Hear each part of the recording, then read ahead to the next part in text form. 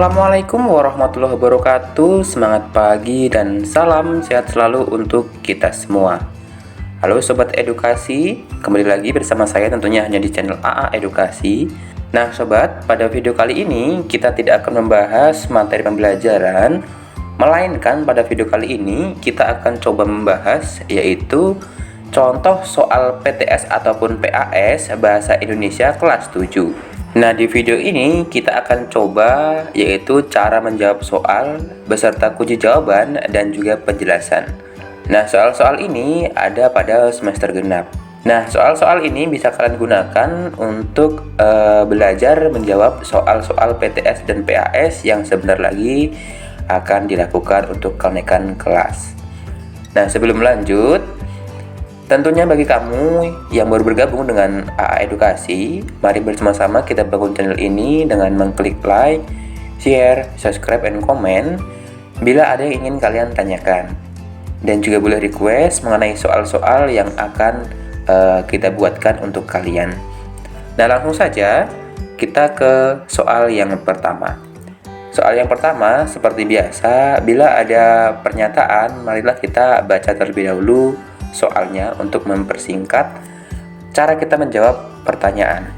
Nah, soal nomor 1 yaitu pernyataan tersebut merupakan pengertian dari jadi pernyataannya adalah puisi yang lahir dan berkembang pada masyarakat untuk menjadi warisan budaya merupakan pantun, gurindam, dan syair yang terikat oleh berbagai ketentuan dan aturan penulisan. Nah, pernyataan itu termasuk ke dalam pengertian dari yang A, puisi kontemporer, yang B, puisi rakyat, C, puisi modern, dan D, puisi lama. Nah, silahkan kalian jawab. Apakah jawaban kamu? Iya, jawabannya adalah yang B, yaitu puisi rakyat. Karena pada pembahasannya di semester yang kedua ini, puisi yang lahir berkembang dari masyarakat itu adalah puisi rakyat. Oke, kita lanjut ke soal yang kedua. Bacalah puisi berikut ini.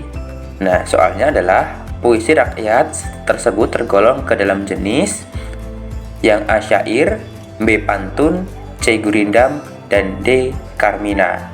Coba kita baca kutipan puisi rakyat tersebut. Libur panjang sangatlah lama. Dari Mekah bawa kurma, dengarkan guru dengan seksama, moga ilmu masuk ke sukma. Nah, apakah jawaban kamu?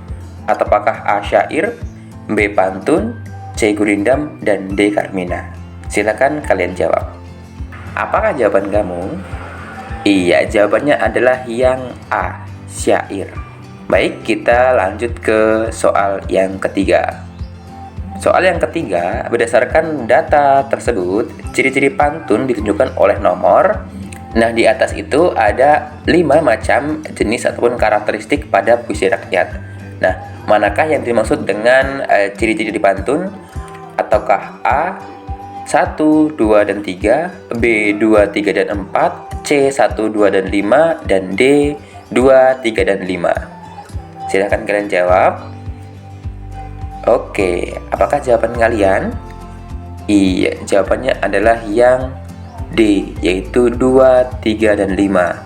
Berarti terdiri atas 4 baris, kemudian bersaja ABAB, lalu memiliki sampiran dan isi. Nah, itu adalah karakteristik dari puisi lama jenis pantun. Baik, kita lanjutkan ke soal yang keempat. Perhatikan kutipan gurindam berikut. Nah, kita baca terlebih dahulu soalnya. Nilai moral yang ada atau yang dapat diambil dari kutipan gurindam tersebut adalah gurindamnya apabila mendengar akan kabar, menerimanya itu hendaklah sabar. Nah, apakah pesan moral yang dapat kita ambil dari gurindam tersebut? Yang A, janganlah mudah percaya pada kabar atau berita yang belum jelas kebenarannya. Yang B, terimalah kabar atau berita dengan lapang dada meskipun itu kabar duka. Yang C, bila menerima kabar atau berita harus dengan kepala dingin dan ditelaah dengan benar. Yang D, jika ada kabar atau berita yang bukan berkaitan dengan diri kita, hendaklah abaikan saja. Nah, apakah jawaban kalian? Silahkan kalian cermati, lalu kalian jawab. Sudah? Iya, jawabannya adalah yang C. Apabila menerima kabar atau berita harus dengan kepala dingin dan ditelaah dengan benar. Kemudian kita lanjut ke soal yang kelima. Cermatilah syair berikut. Konjungsi, seperti biasanya kita baca terlebih dahulu soalnya untuk mempermudah kita menjawab. Konjungsi yang tepat untuk melengkapi syair tersebut adalah, nah, perhatikan pada bagian yang rumpang pada syair di atas. Nah, perhatikan kutipan syair di atas. Yang kita tuju pada kalimat yang rumpang. Berarti langsung kita baca, entahlah kepada esok, lusa. Manakah konjungsi yang tepat? Ataukah yang A dan, B atau, C tetapi, dan D agar? Manakah jawaban kalian? Sangat mudah tentunya. Jawabannya adalah yang yang B atau. Jadi kalau digabungkan, entahlah kepada esok atau lusa. Kemudian kita lanjut ke soal yang keenam. Cermatilah bagian pantun berikut. Kemudian kita langsung baca soalnya.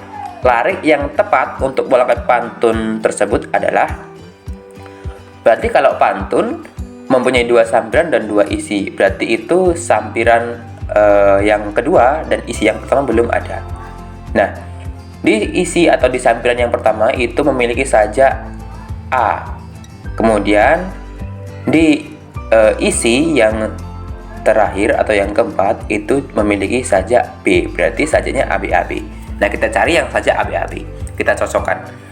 Yang A, kalau jarang dipakai, orang tua tak akan marah, berarti pisau tak akan tajam selalu kalau jarang dipakai.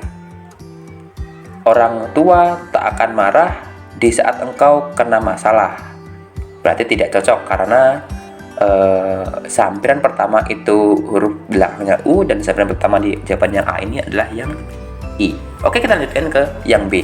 B, jika jarang diasah, Pak Guru tak akan marah. C, karena itu harus diasah, Tuhan tak akan meninggalkanmu. D, jika sering untuk berburu, ibu selalu merasa resah. Nah, manakah yang benar untuk melengkapi kutipan pantun di atas? Iya, jawabannya adalah yang C. Karena itu harus diasah, Tuhan tidak akan meninggalkanmu. Jadi kalau digabungkan, pisau tak akan tajam selalu karena itu harus diasah. Tuhan tidak akan meninggalkanmu di saat engkau kena masalah. Nah, itulah jawaban untuk melengkapi kutipan teks ataupun kutipan pantun di atas. Baik, kita lanjutkan ke soal yang ketujuh. Pernyataan tersebut merupakan pengertian dari, baca pernyataan berikut ini. Cerita fiksi berkaitan dengan kehidupan binatang menyerupai tokoh manusia, berkaitan moral atau unsur moral sebagai sarana penyampaian pesan kepada pembaca. Nah, dari pernyataan di atas merupakan pengertian dari yang A, fabel, B, sage, C, legenda, dan D, mite. Nah, apakah jawaban kalian? Iya, jawaban yang paling benar adalah yang A, yaitu fabel. Karena cerita fabel itu diceritakan dengan tokoh yang menyerupai manusia tapi diperankan oleh binatang. Baik, langsung kita lanjut ke soal nomor 8. Perhatikan kutipan fabel berikut ini.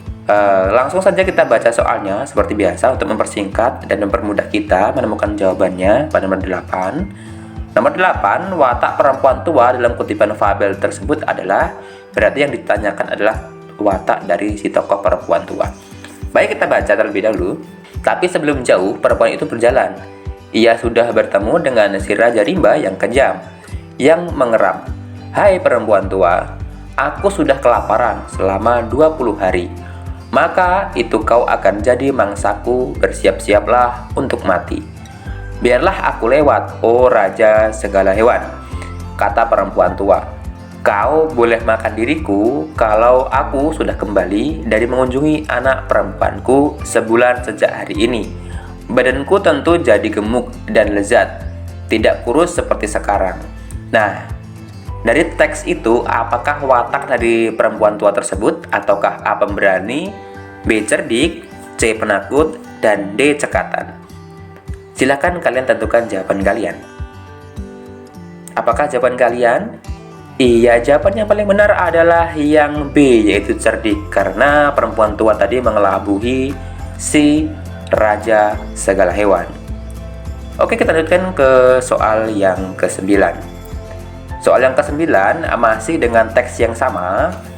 Namun pada soal yang ke-9 ini, latar tempat yang digunakan pada kutipan fabel tersebut adalah di mana kejadian daripada teks fabel tersebut. Ataukah A, di perkampungan penduduk, B, kebun binatang, C, jalan yang sepi, dan D, di tengah hutan. Mudah sekali bukan? Jawabannya adalah yang D. Oke, kita lanjutkan ke soal nomor 10. Bacalah kutipan fabel berikut. Nah, jangan lupa kita selalu baca soalnya terlebih dahulu.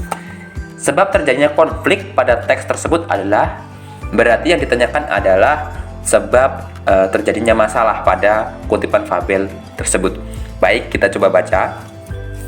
Perempuan tua itu tahu bahwa kali ini ia tertangkap dan dikepung oleh kumpulan monyet, serigala, dan harimau yang sebulan lalu sudah menunggunya. Ketika ia berkata, "Aku akan kembali di sini ketika perutku sudah gemuk." Harimau tidak mau kalah dengan monyet dan serigala yang ingin memangsa cepat-cepat. Begitu juga monyet dan serigala yang merasa perempuan itu adalah miliknya. Karena tidak ada yang mau mengalah, mereka akhirnya saling berkelahi. Disitulah perempuan tua lari untuk menyelamatkan diri dari sergapan hewan-hewan ganas tersebut. Nah, sebab terjadinya konflik itu yang mana? Apakah yang A, daging perempuan tua yang lezat? Ataukah yang B, rasa lapar yang dialami harimau? Atau C, kecerdikan perempuan tua supaya tetap aman? Ataukah D, saling merasa kalau perempuan itu adalah miliknya? Silahkan tentukan jawaban Anda. Iya, jawabannya yang paling benar adalah yang D, saling merasa kalau perempuan tua itu adalah miliknya. Itulah sebab terjadinya konflik pada kutipan teks di atas. Baik, kita lanjutkan ke soal nomor 11. Bacalah kutipan fabel berikut. Nomor 11, konflik atau akibat konflik pada teks tersebut adalah, yang ditanyakan adalah akibat setelah terjadinya konflik. Coba kita baca terlebih dahulu. Perempuan itu tahu bahwa kali ini ia akan tertangkap dan terkepung oleh kumpulan monyet, serigala, dan harimau yang sebulan lalu sudah menunggunya ketika ia berkata, "Aku akan kembali di sini ketika perutku sudah gemuk." Harimau tidak mau kalah dengan monyet dan serigala yang ingin memangsanya cepat-cepat. Begitu juga monyet dan serigala yang merasa perempuan itu adalah miliknya. Karena tidak ada yang mau mengalah, mereka akhirnya saling berkelahi. Di saat itulah perempuan itu lari untuk menyelamatkan diri dari sergapan hewan-hewan ganas tersebut. Nah, apakah akibat daripada konflik di atas? Ataukah yang A, perempuan tua selamat dari santapan para hewan? B, monyet itu tidak mendapatkan santapannya? C, harimau memangsa perempuan tua? Dan D, perempuan tua mati jadi santapan serigala. Apakah akibat konflik dari fabel itu? Tentukan jawaban kamu. Iya, jawaban yang paling benar adalah yang A, perempuan tua selamat dari santapan para hewan. Karena pada kalimat terakhir, disitulah perempuan tua lari untuk menyelamatkan diri dari sergapan hewan-hewan ganas tersebut. Nah, itulah akibat konflik dari teks. Oke, kita lanjutkan ke soal nomor yang ke-12. Cermati kutipan fabel berikut. Nah, kembali kita baca terlebih dahulu soalnya. Nomor 12, kalimat yang tepat untuk melengkapi kutipan fabel tersebut adalah, jadi langsung saja kita cari kalimat rumpang yang ada di dalam teks tersebut. Nah, itu pada baris ketiga ada kalimat rumpang, ya, setelah macan tutul atau sebelum macan tutul. Nah, di situ kita disuruh untuk melengkapi kalimat rumpang tersebut dengan kalimat mana yang paling tepat antara A, B, C, dan D. Jadi silahkan kita baca terlebih dahulu kutipan fabel di atas untuk mempermudah menemukan jawaban. Kita mulai dari keledai. Silahkan kau bagi makanan-makanan itu, perintah sang macan tutul, titik, kemudian ada kalimat rumpang. Nah, di situ Manakah yang paling benar? Ataukah yang A, lalu keledai itu menghitung dengan cermat hewan tangkapannya itu? Ataukah B, sang keledai marah kepada sang macan tutul berani memerintahnya? Atau C, namun sang keledai tidak mau menuruti perintah sang macan tutul? Atau D, sang macan tutul keberatan jika sang keledai yang menghitung hasil tangkapannya tersebut? Nah, untuk melengkapi teks ruang itu, manakah yang paling benar? Tentukan jawaban kamu. Iya, jawaban yang paling benar adalah yang A. Keledai, silahkan kau bagi makanan-makanan itu, perintah sang macan tutul. Lalu, keledai itu menghitung dengan cermat hewan tangkapannya itu. Setelah sang keledai menghitung, dia membagikan hewan-hewan itu secara adil dengan membagi 3 bagian yang sama banyak. Melihat pembagian itu, sang macan tutul sangatlah marah. Kemudian dia menerkam sang keledai hingga keledai itu mati dan kini tumpukan makanan telah bertambah. Nah, jadi jawaban yang paling benar adalah yang A. Kita lanjutkan ke soal nomor 13. Masih di teks yang sama, yaitu berdasarkan struktur penulisan fabel, kutipan di atas merupakan bagian A. Orientasi, B. Komunikasi, C. Resolusi, dan D. Koda. Silahkan tentukan jawaban kalian. Tentunya mudah sekali. Jawaban yang paling benar adalah yang B. Apa? Komplikasi. Jadi untuk fabel di atas termasuk ke dalam struktur komplikasi karena di situ terdapat masalah antara si macan tutul dan juga si keledai yang membagikan jatah makanan. Baik, kita lanjutkan ke soal nomor yang ke-14. Berdasarkan kalimat-kalimat tersebut, ciri-ciri surat pribadi ditunjukkan oleh kalimat bernomor. Nah, di antara 8 kalimat di atas itu termasuk ciri-ciri surat pribadi. Atau yang nomor 1, tidak menggunakan kop surat. Nomor 2, salah membuka dan penutup bersifat non-formal. Yang ketiga, menggunakan bahasa resmi. Yang keempat, ada kop surat. Yang kelima, format surat bebas. Dan yang keenam, menggunakan bahasa bebas. Ketujuh, ada nomor surat dan lampiran. Dan yang kedelapan, ada stempel dari lembaga resmi. Di antara 8 ciri-ciri di atas, manakah yang termasuk ciri-ciri surat pribadi? Ataukah yang A 1, 2, 3, 4, B 1, 2, 3, 5, C 1, 2, 5, 6, atau D 4, 5, dan 6? Silahkan tentukan pilihan kalian. Apakah jawaban kalian? Iya, jawaban yang paling benar adalah yang C, yaitu 1, 2, 5, dan 6. Berarti tidak menggunakan kop surat. Salam pembuka dan penutup bersifat non-formal atau tidak resmi. Kemudian bersurat format surat bebas. Dan yang keenam, penggunaan bahasa bebas. Nah, itu termasuk ciri-ciri surat pribadi. Oke, kita lanjutkan ke soal yang ke-15. Soal nomor 15, kutipan surat di atas termasuk unsur surat atau bagian. Coba kita baca terlebih dahulu. Cermatilah kutipan surat di bawah ini. Dengan hormat, dengan ini kami mengundang Bapak untuk membuka kegiatan pesta siaga ranting bawang yang akan dilaksanakan pada hari Sabtu tanggal 22 Februari 2020 waktu pukul 8 sampai dengan 12 waktu Indonesia Barat. Nah, jadi kutipan teks di atas itu termasuk ke dalam bagian surat yang bagian apa? Yang A, alamat tujuan, B, salam pembuka, C, salam penutup, dan D, isi surat. Tentunya gampang sekali, bukan? Silahkan kalian jawab. Manakah yang paling tepat? Iya, yang paling tepat adalah yang D, termasuk ke dalam isi surat atau bagian isi surat. Kita lanjutkan ke soal nomor 16. Masih dengan teks yang sama atau kutipan yang sama, tapi di sini yang diminta adalah informasi yang terdapat pada kutipan surat di atas adalah A. Undangan untuk membuka kegiatan pesta siaga, B. Undangan untuk mengikuti kegiatan pesta siaga, C. Permohonan untuk menilai kegiatan pesta siaga, D. Permohonan untuk mengizinkan kegiatan pesta siaga. Nah, manakah informasi yang tepat terdapat pada kutipan di atas adalah A, B, C, atau D? Silakan kalian jawab. Iya, jawaban yang paling benar adalah yang A, undangan untuk membuka kegiatan pesta siaga. Itu kita dapat dari, dengan ini kami mengundang Bapak untuk membuka kegiatan pesta siaga ranting bawang. Jadi jawaban yang paling benar adalah yang A. Kita lanjutkan ke soal nomor 17.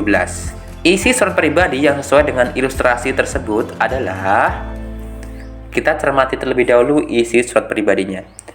Bayu yang tinggal di Jakarta akan ke Batang pada liburan akhir semester genap untuk menonton pertandingan sepak bola tim kesayangannya melawan Persikudus.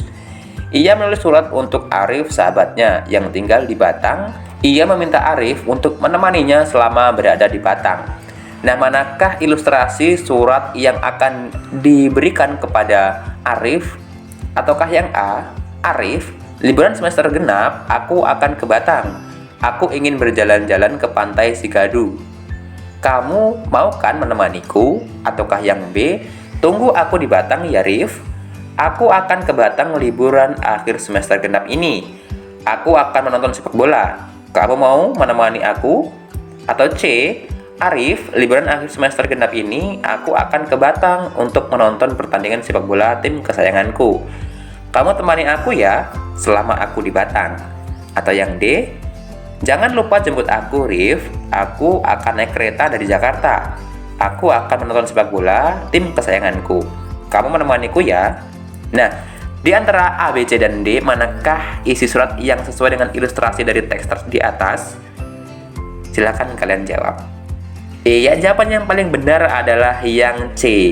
Arif, liburan akhir semester genap ini, aku akan ke Batang untuk menonton pertandingan sepak bola tim kesayanganku. Kamu temani aku ya selama aku di Batang. Kemudian kita lanjutkan ke soal nomor 18. Isi surat balasan yang tepat yang menyatakan kesediaan Arif untuk menemani Bayu adalah, nah, pada nomor 17 tadi, kalau si Arif minta untuk kalau si Bayu meminta Arif untuk menemaninya menonton pertandingan sepak bola. Nah, bagaimanakah si Arif membalasnya? Apakah dengan yang A, Bayu, sepertinya aku tidak menemanimu untuk menonton sepak bola karena aku sukanya nonton pertunjukan kuda lumping. Atau yang B, wah, senang sekali kamu bisa berkunjung ke kota kecilku. Kamu tenang saja, aku akan menemanimu selama di Batang. Kamu juga saya izinkan menginap di rumahku. Aku tunggu kedatanganmu ya. Atau C, Bayu, aku tidak yakin bisa menemani kamu di Batang, tapi aku akan berusaha menemanimu jika sempat. Aku senang sekali kamu bisa kembali ke Batang. Aku tunggu kedatanganmu meskipun aku belum yakin. Ataukah yang D, Arif, aku akan menemanimu di Jakarta nanti. Kita akan berjalan-jalan melihat Monas yang menakjubkan untuk aku tunggu kehadirannya. Manakah isi surat pribadi yang sesuai untuk membalas surat daripada Bayu? Silahkan kalian tentukan jawaban kalian. Iya, jawaban yang paling benar adalah yang B. Wah, senang sekali kamu bisa berkunjung ke kota kecilku. Kamu tenang saja, aku akan menemanimu selama di Batang. Kamu juga saya izinkan menginap di rumahku. Aku tunggu kedatanganmu ya. Nah, itulah jawabannya yang B. Kemudian kita lanjut ke soal nomor 19. Perhatikan kutipan surat berikut. Kutipan surat tersebut merupakan bagian. Kita baca terlebih dahulu kutipannya. Mengingat pentingnya acara tersebut, berharap Bapak atau Ibu bisa menghadiri atau hadir tepat waktu dan jangan diwakilkan. Nah, kutipan teks surat itu masuk ke bagian yang A, penutup surat, atau B, kop surat, C, isi surat, atau D, alamat surat. Mudah sekali, silahkan kalian tentukan jawaban kalian. Oke, manakah jawaban kalian? Baik, jawaban yang benar adalah yang C, termasuk ke dalam isi surat.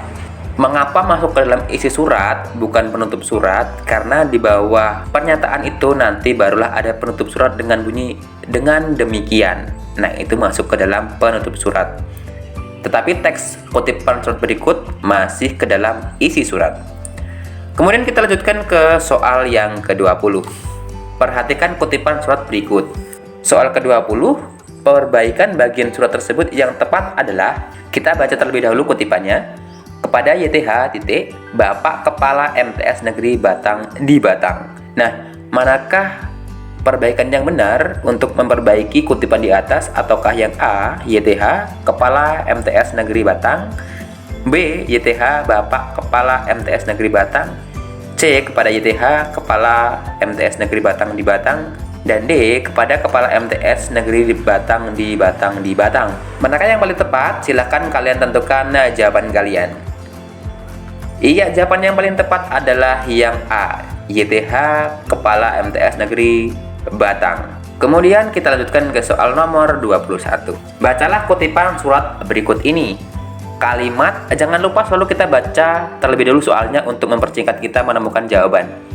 Soal nomor 21, kalimat yang tepat untuk melengkapi surat dinas tersebut adalah, jadi yang perlu kita cari adalah sambungan untuk isi daripada surat di atas. Ataukah yang A, atas kerjasama dan izin Bapak kami ucapkan terima kasih, atau yang B, atas izinnya diucapkan terima kasih yang sebesar-besarnya, atau yang C, atas izin saudara kepala desa Jelamprang kami ucapkan terima kasih, atau yang D, atas izinnya kami ucapkan beribu terima kasih. Nah, manakah kalimat yang tepat untuk melengkapi kalimat rumpang pada surat di atas? Silakan tentukan jawaban kalian. Iya, jawaban yang benar adalah yang A. Atas kerjasama dan izin Bapak, kami ucapkan terima kasih. Kemudian kita lanjutkan ke soal nomor 22. Bacalah kutipan surat berikut. Nah, langsung kita tuju kepada soalnya. Bagian pembuka surat tersebut yang tepat adalah, nah di atas ada kutipan surat pribadi. Nah, silahkan kalian tentukan pembuka surat yang tepat untuk melengkapi surat pribadi di atas. Atau dengan yang A, kamu jangan khawatir, aku pasti akan datang ke rumahmu. B, maafkan aku, Arum, karena aku baru bisa membalas suratmu. C, apa kabarmu? Semoga perjalanan liburanmu berkesan. Atau D, Arum, aku setuju dengan rencana kita untuk bertemu. Manakah yang paling benar? Mudah sekali bukan untuk menjawab soal nomor 22 ini? Apakah jawaban kalian? Iya, betul sekali, jawabannya adalah yang C. Namanya salam pembuka berarti apa kabarmu? Semoga perjalanan liburanmu berkesan. Aku terlalu banyak kegiatan akhir-akhir ini. Doa dan harapanku semoga kamu sekeluarga berada dalam keadaan sehat dan baik. Nah, itulah bagian pembuka yang tepat untuk melengkapi surat pribadi di atas. Kemudian kita lanjutkan ke soal nomor 23. Masih dengan surat pribadi yang sama atau kutipan yang sama. Surat tersebut termasuk jenis surat pribadi karena, nah, kita kembali ke ciri-ciri daripada surat pribadi tadi. Kalau kalian masih ingat. Ataukah yang A menggunakan bahasa baku, atau yang B menggunakan bahasa percakapan, atau yang C mencantumkan kop surat, atau yang D menggunakan selam pembuka yang formal. Manakah yang paling benar? Tentukan jawaban kalian. Iya, jawaban yang paling benar adalah yang B, menggunakan bahasa percakapan. Berikutnya kita lanjutkan ke soal yang ke-24. Soal ke-24, buku yang berisi kisahan atau cerita yang dibuat berdasarkan khayalan atau imajinasi pengarang. Nah, pernyataan tersebut merupakan pengertian dari buku teks, buku fiksi, buku non-fiksi, ataupun buku cerita. Manakah yang benar? Silahkan kalian tentukan jawaban kalian. Jawaban yang paling benar adalah yang B, yaitu buku fiksi. Karena buku fiksi mengisahkan atau cerita yang dibuat berdasarkan khayalan atau yang tidak pernah terjadi di dunia nyata. Kalau buku non-fiksi berarti buku yang menceritakan kejadian-kejadian yang ada di dunia nyata. Baik, kita masuk ke soal yang terakhir atau yang ke-25. Salah satu contoh dari buku non-fiksi adalah berarti buku yang menceritakan kejadian nyata. Ataukah yang A, biografi, B, novel, C, puisi, dan D, fabel. Manakah yang paling benar? A, B, atau C, atau D? Silahkan kalian jawab. Iya, mudah sekali tentunya. Jawaban yang paling benar adalah yang A, biografi. Nah, itulah tadi 25 contoh soal PTS maupun UAS untuk kelas 7 mata pelajaran Bahasa Indonesia. Semoga membantu. Saya akhiri sampai di sini. Minta maaf jika ada kesalahan kata. Wassalamualaikum warahmatullahi wabarakatuh.